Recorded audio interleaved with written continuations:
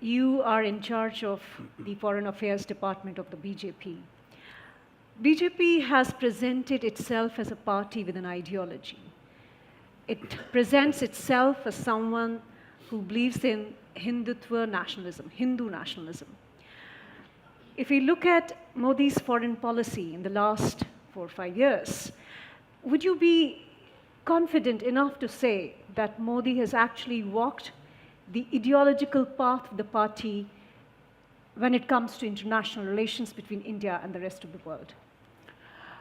I think we need to understand and differentiate what is policy and what is ideology.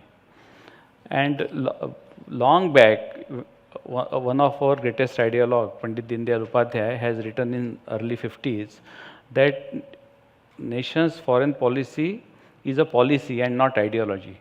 That means it needs to have enough flexibility depending on the external environment and our own opportunities.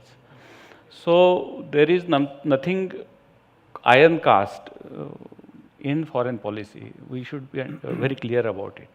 After saying that, I must say that if we say overall our overarching principle is India first, then Modi ji has done several initiatives, and the list is too long to say here.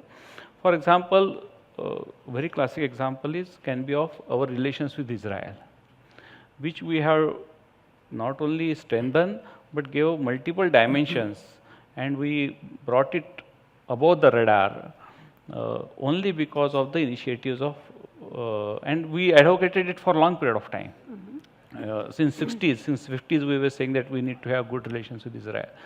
But by and large, India's interests and global geopolitical scenario, that is what drives foreign policy, and it cannot be iron cast. That is what I would like to say. Abhijit, would you agree with Vijay, and would you also explain how Modi's foreign policy is in sync or is not in sync with the overarching ideology of the party? Right. So I'm going to quote somebody that would probably be very unpopular in this room, and that's Vladimir Ilyich Lenin. And he said there is no such thing as foreign policy. It's just a whole load of domestic policies projected abroad. And this is where I would say that Modi's been a mix of the two. What we have is, on one hand, you have a return to the first principles of non-alignment, which was actually a very good policy if it only acted non-aligned. You know, you can't be non-aligned ignoring Russia's invasion and occupation of Hungary, and then go around criticizing America like Krishna Menon used to do at the UN for everything they did. That is not non-alignment. So it was, the first principles were good, it was diluted and eroded in action. And I think that's what Modi is getting back to.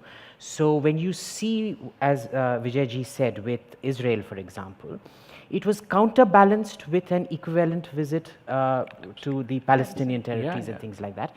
And in a totally non-controversial way, where Israel's permission was taken to go there and everything was done. There are slight contradictions in the policy, but this will happen with every policy. There is no such thing as an absolutely consistent policy. For example, the Palestinians do very often what the Palestinians vis-a-vis Israel do what Pakistan does vis-a-vis India. For example, in Urdu, Pakistanis will say, you know, kill the kafirun and all of that.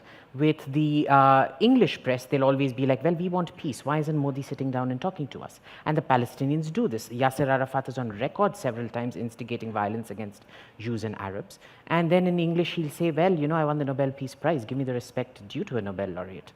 These are slight chinks, but overall, you have to admire the way this policy has been handled, that it's a almost zero controversy, well-managed policy. The most important thing is now, if you look at the American presidential election, it was that Hillary Clinton's negatives were so great that they bogged her down and she lost the election. This was the problem with Krishna Menon and Nehru's policy in a sense. There was a good policy, but the negatives accrued too much. What Modi has done is, and this is the good part of it, it's leveled out the policy. It's reduced the negatives. The positives come from how strongly your economy performs, and we're not an economics panel, and you know I'm a harsh critic of Modi's economic policies, so I'm not going to go into that. The positives comes from economic policy, but the reduction of negatives that happen purely as a result of foreign policy, that's happened really well. Please remember to subscribe to us and switch on the notifications for this channel. For our other social media links, more content, and to support our work, please visit citti.net. Dhanyavad. Namaskar.